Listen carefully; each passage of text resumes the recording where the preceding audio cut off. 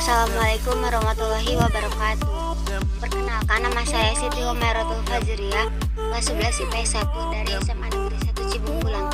Kali ini saya akan mengapresiasi film. Apresiasi film adalah sebuah cara dalam menilai film melalui proses melihat, menganalisis, dan mengevaluasi. Ada juga yang mengatakan apresiasi adalah sebuah proses memahami, menikmati, dan menghargai sebuah karya. Jadi, saya akan mengapresiasi 5 film. Yang pertama berjudul Hotel Lake. Hotel Lake mempunyai genre misteri horor berdurasi film 1 jam 41 menit yang disutradarai oleh Yoon Eun Kyung. Produsernya adalah Kim Tae-hoon. Penulis skenario Yoon Eun Kyung. Penyunting editor Moon In-dae dan diperankan oleh Lee Si-young sebagai Yomi, Park So-hee sebagai Yeon Ji-yo, Park Ji-young sebagai Kyung-sun. Di sini saya akan menceritakan sedikit sinopsis dari film ini. Hotel Lake merupakan film horor keluaran Korea yang dirilis pada tahun 2020. Film ini menceritakan Si-young sebagai Yomi memutuskan untuk menitipkan adiknya Park So-hee sebagai Yeon Ji-yo kepada Park Ji-young sebagai bibi Kyung-sun, si pemilik hotel dan sekaligus teman dari mendiang ibunya. Awal mula mereka disambut dengan baik oleh bibi Kyung-sun, namun keanehan pun mulai berdatangan. Apa sebenarnya yang terjadi di Hotel Lake? Apakah benar ibu Yomi bunuh diri karena depresi perceraian dengan suaminya?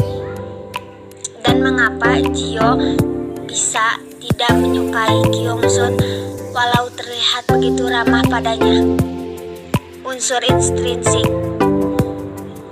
intrinsik mempunyai tema misteri horor pembunuhan. Alurnya maju dan mundur. Amanat dari film ini yang saya kutip, jangan membenci seseorang sebelum mencari tahu kebenarannya, dan jangan mudah mempercayai orang lain. Latar tempat Hotel Lake atau Doksan. Latar waktu malam, siang, dan sore hari. Latar suasananya mencekam dan menakutkan. Penokohan dari film ini yaitu Yomi adalah seorang sosok kakak yang melindungi dan menjaga adiknya dengan baik, dan Ji-yo sosok anak kecil yang belum mengerti apa-apa. Sedangkan Kyung-sun sosok orang yang terlihat baik tapi ia jahat dan ambisius. Film yang kedua yaitu berjudul Greenland yang bergenre laga atau bencana. Durasi film 2 jam. Disutradarai oleh Rick Roman Wook. Produsernya Gerald Butler, Basil Iwanik, Sebastian Raybot, dan Alan Siegel. Penulis skenario Chris Perling. Sedangkan penyuntingnya atau editor Gabriel Fleming. Pemerannya Gerald Butler sebagai John Garrity, Morena Baccarin sebagai Alison Garrity, dan Scott Glenn sebagai Dale. Sinopsis dari film Greenland adalah perjuangan bertahan hidup sebelum komet musnahkan dunia. Greenland adalah film action atau bencana. Sebuah keluarga harus berjuang untuk bertahan hidup saat komet merusak planet mulai berjatuhan ke bumi. Unsur intrinsik yang mempunyai tema bencana alam atau kehancuran bumi yang beralur maju. Amanat dari film ini yang saya kutip yaitu kasih sayang seorang ayah dan pengorbanan seorang ayah kepada keluarganya. Dan kita harus saling melindungi satu sama lain dan jangan pantang menyerah dengan keadaan. Latar waktu pagi, siang, dan malam hari. Latar tempatnya di Atlanta, Georgia. Latar suasana seram, menyedihkan, dan menegangkan. Penokohannya John seorang ayah yang ingin melindungi putranya dan istrinya saat komet jatuh ke bumi. Film yang ketiga yaitu judul Raya adalah Dragon, bergenre animasi petualangan. Durasi film 1 jam 37 menit. Film ini dirilis pada tanggal 3 Maret tahun 2021. Disutradarai oleh Don Hall Carlos Lopez Estrada. Produsernya yaitu Osnat Surer Veter del Vicor. Penulis skenario Adelim dan Gui Nguyen. Penyunting atau editor Fabiens Raoulay S. Senenstein. Pemerannya Sisu sebagai Awa Uvina, Raya sebagai Kelly Maritain, Namari sebagai Gemma Chan. Sinopsis dari film ini: dahulu kala manusia dan naga hidup berdampingan di negeri Kumandra. Namun, ketika kekuatan jahat mengancam negeri itu, para naga harus berjuang mengorbankan diri mereka demi menyelamatkan manusia. 500 tahun kemudian, kekuatan jahat itu kembali mengusik kedamaian Kumandra, dan nasib mereka bergantung pada Raya atau Kelly Maritain bersama sahabat setianya. Beberapa teman yang ia temui selama di perjalanan, mereka berjuang bersama naga terakhir, Sisu, demi mempersatukan kembali tanah Kumandra. Perjalanan itu pun penuh diwarnai keseruan, seperti ketika Raya menemukan bayi sedang menangis di satu ruas jalan. Tak sangka bayi itu ternyata perkasa dan langsung menendang wajah Raya hingga perempuan itu tersingkir. Raya kemudian bercerita bahwa ketegangan di kampung halamannya sudah dirasakan sejak lama. Ayah Raya kemudian berkata kepadanya bahwa warga sekitar sebenarnya bisa bersatu kembali, tapi harus ada yang berani mengambil langkah pertama. Kemudian ia terlihat masuk ke dalam sebuah goa, berharap dapat menemukan sang naga terakhir. Akhirnya bertemu dengan seekor naga yang bernama Sisu.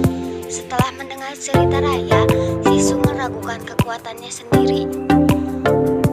Raya and the Last Dragon menyuguhkan berbagai elemen unik yang terinspirasi dari keindahan alam serta kekayaan budaya khas Asia Tenggara, termasuk Indonesia. Beberapa talenta asal Indonesia terlibat aktif dalam perbuatan film ini, mulai dari Sineman Griselda Sastrawinata, serta terlibat dalam pembuatan film ini sebagai visual bersama Louis Logam sebagai story artist. Beberapa tokoh penggiat budaya juga terlibat dalam film ini, seperti Dewa Brata dan Emiko Susilo.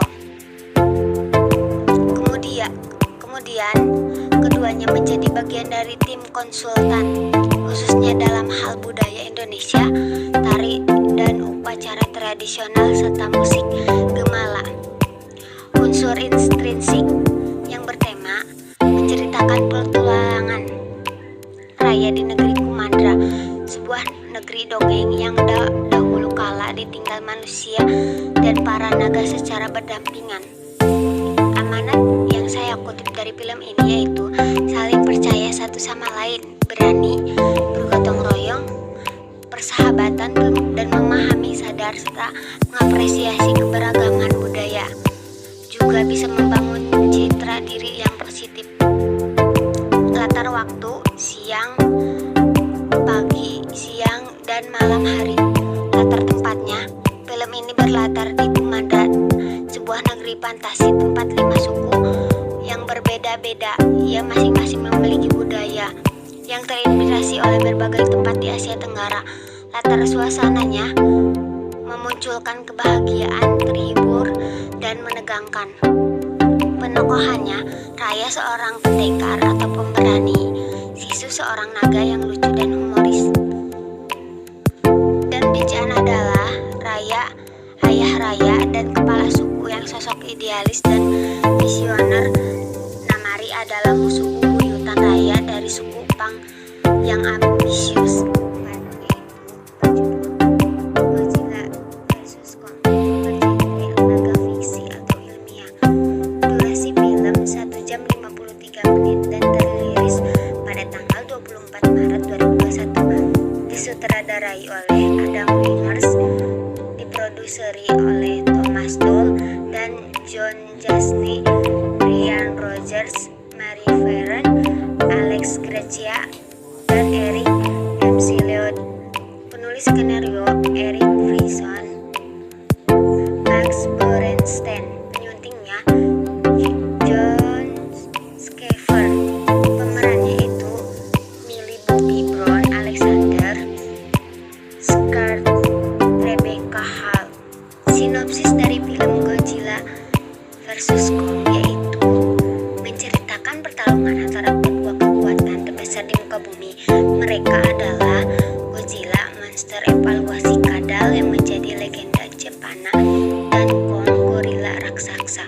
Godzilla vs Kong bertemu serta saling menghancurkan. Pertarungan dua monster ini akan terjadi sangat hebat hingga mengancam keberadaan umat Islam.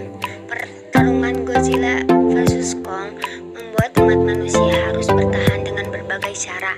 Jalan resikonya pun harus ditempuh, termasuk memusnahkan kedua raksasa tersebut. Pada saat bersamaan, organisasi misterius Monarchs tengah menyelidiki asal-muasal Titans, makhluk raksasa yang ada di muka bumi ini. Pertarungan menjadi makin seru manakala setiap pihak terus berjuang demi kepentingannya hingga kehancuran tidak terelakkan. Setelah aksinya melawan King Ghidorah, Godzilla masih berkeliling menjelajahi lautan di bumi. Pada waktu yang sama, Kong yang sudah ditangkap si Skull Island dan dibawa menuju daratan yang lebih besar.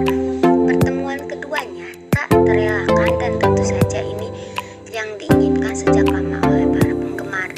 Monsterverse sebagai menawarkan satu petualangan yang berbeda dengan film aksi dan fiksi ilmiah lainnya. Unsur intrinsik yang bertema action amanat dari film ini yaitu tidak usah mencampuri urusan orang lain dan tetap menjaga hewan dengan baik. Alurnya campuran, latar waktu siang, sore, dan malam hari, latar tempat kutub, laut, dan Amerika Cina. Latar suasananya cukup menegangkan. Penokohannya Jia yang bisa berbicara dengan Godzilla. Yang terakhir yaitu yang berjudul Secret Society of Silicon Royal, bergenre fantasi. Durasi film 1 jam 39 menit, dirilis 2021, disutradarai oleh Anna Mastron. Produsernya Disney Channel. Penulis skenario Andrew Green, Alex Litvak. Penyunting atau editor Evan A. Green. Pemeran adalah Peyton Elizabeth Lee sebagai Putri Sam, Juliana Marion sebagai Sam, Niles Pitts sebagai Pangeran Tuma, Isabella Blake Thomas sebagai Putri Januari, Olivia Debel sebagai Putri Roxana, Noah Lomax sebagai Mike Clayburgh, Vali Rakotohan Vanna sebagai Pangeran Mateo, Ahley Liano sebagai Putri Mahkota, Eleanor, Jessica Du sebagai Eleanor, Sam Fag sebagai Raja Robert, Skylar Astin sebagai Profesor James Morrow, Elodia Yung sebagai Ratu Carolina, Greg Brick sebagai Narapidana, Carlos Gonzalez Pio sebagai ayah Mike, Sofia Verna sebagai Putri Anna. Sinopsis dari film ini yang mengisahkan Sam Peyton Elizabeth Lee, seorang remaja pemberontak di kerajaan. Dia merupakan anak kedua di garis tahta kerajaan Illyria. Walaupun mereka penerus tahta kerajaan, dia ternyata memiliki kekuatan super. Suatu hari Sam mendapatkan undangan untuk bergabung dengan Society organisasi yang menampung anak kedua dari keluarga bangsawan. Sebagai besar, anggota Secret Society memiliki kekuatan istimewa. Nantinya para anggota Secret Society ini akan bertugas menjaga keamanan dunia. Awalnya Sam dan anggota lainnya tidak menganggap Secret Society sebagai organisasi serius. Namun setelah mendapatkan penjelasan, akhirnya mereka mau untuk bergabung sebelum terjun ke masyarakat.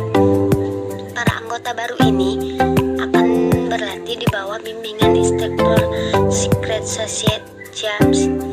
Pelatihan mulai dari cara bertarung, strategi, dan pemaksimalan kekuatan masing-masing. Kedepannya mereka akan melawan musuh yang sangat kuat. Unsur intrinsik bertema kerajaan amanatnya yaitu, menurut saya, solidaritas itu sangatlah penting. Alurnya campuran latar waktu pagi, siang, sore, dan malam. Latar tempatnya kerajaan hutan dan lain-lain. Latar suasananya cukup tegang. Penokohan yaitu Sam yang apa adanya dan rela berkorban. Putri Anna orangnya baik. Kue Catherine penyayang tapi suka membandingkan. Putri Januari ramah tapi pengkhianat. Sarget pintar dan bijak. Paman Edmund jahat dan dendam. Gwenbreak teman sejati. Quizmaten pantang merik.